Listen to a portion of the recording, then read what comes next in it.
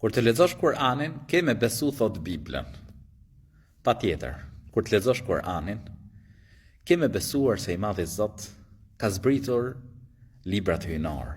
Pa tjetër, ne e besojmë si musliman se Zoti i gjithësisë ka zbritur Ungjillin, ka zbritur Teuratin, ka zbritur Zeburin, ka zbritur libra hyjnor dhe ka zbritur edhe librin e fundit hyjnor, Kur'anin.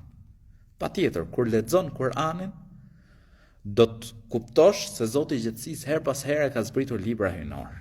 Por librat para Kur'anit, njerëzit i kanë ndryshuar.